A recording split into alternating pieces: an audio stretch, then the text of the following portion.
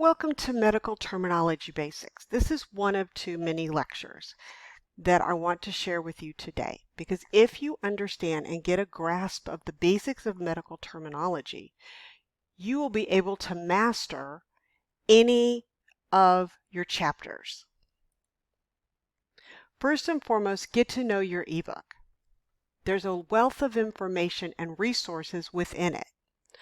Most importantly, there's a glossary of terms. There's an appendices. Appendix A will have all of your word parts, prefixes, combining forms, and suffixes in alphabetical order. It's going to be your best friend.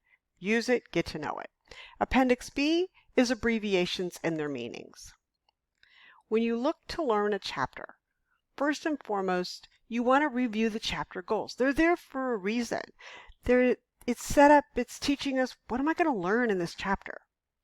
Now, another tool is you can highlight in your ebooks, and I encourage you to do so, but always highlight the second time around.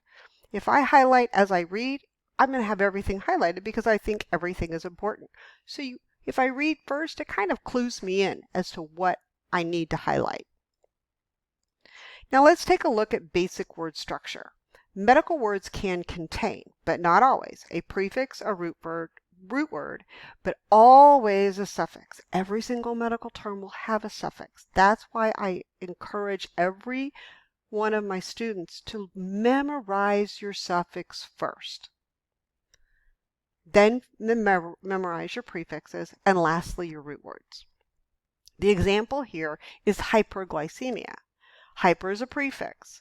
Glyco is a root word, and our suffix is emia. Now, when we define the word, we always define a medical term by stating what that suffix is. Emia, blood condition. Then we go to the beginning of the word and work our way back to the suffix.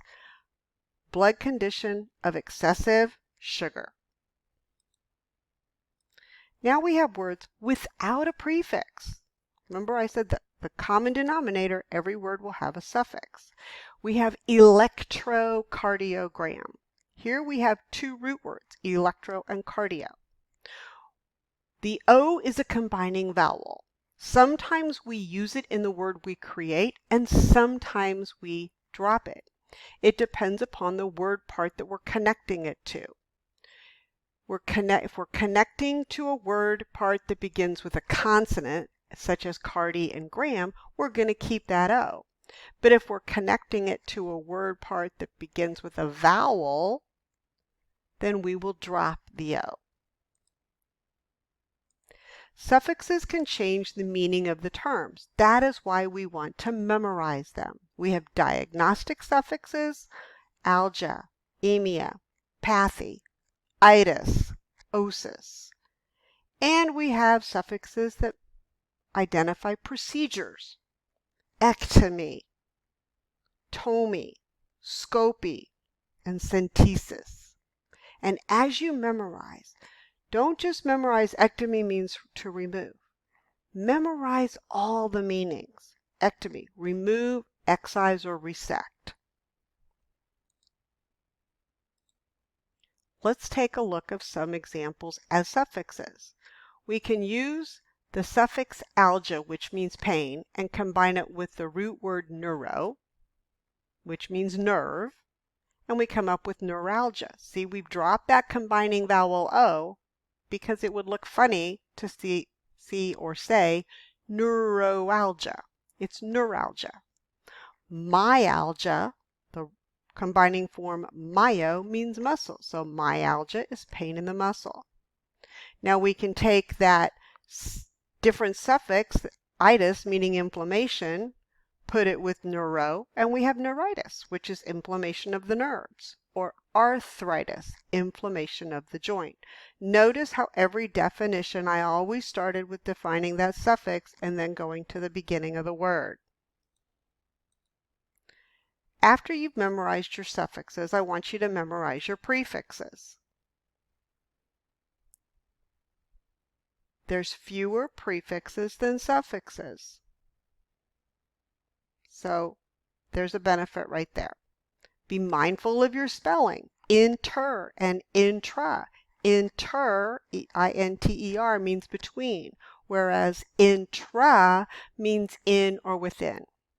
Retro means behind or backwards. So I always remember retro, I think of the 1950s. It's behind us in time. Peri and para are two very similarly spelled words, but they have different meanings.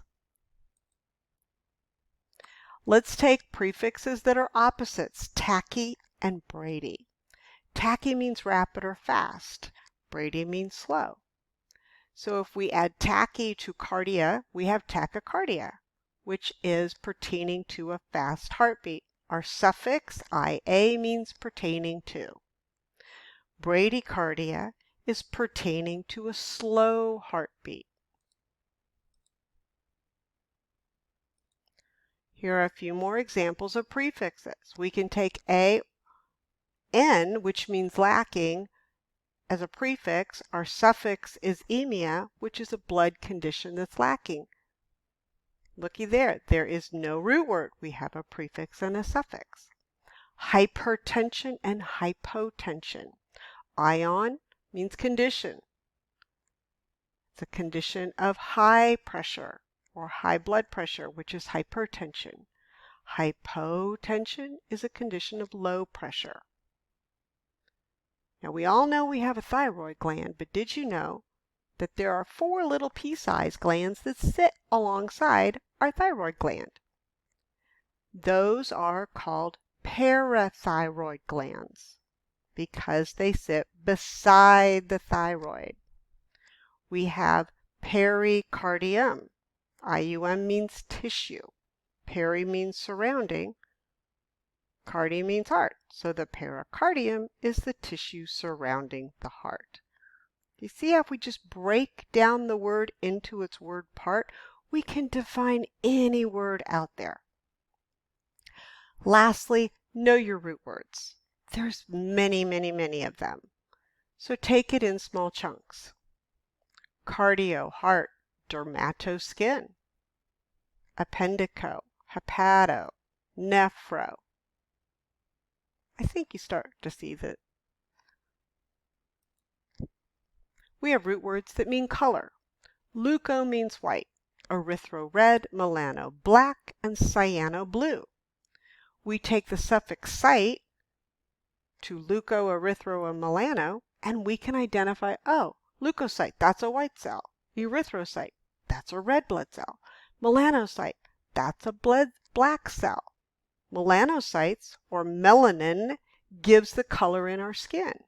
I have many freckles, so my melanocytes are very scattered. Cyanosis is a condition of being blue. Somebody who has a lack of oxygen, their lips will turn blue.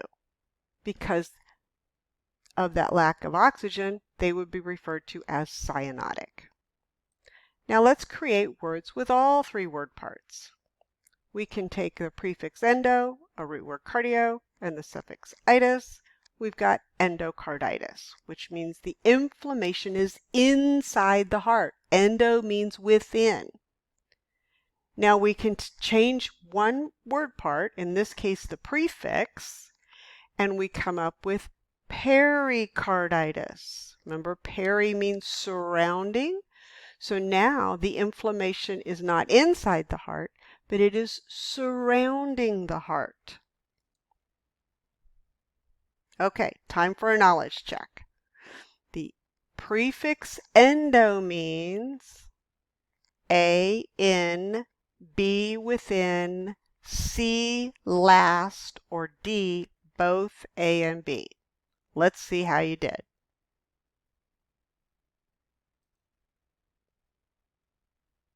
Awesome, it's both A and B. So my point here is when you're learning your word parts, learn all their meanings.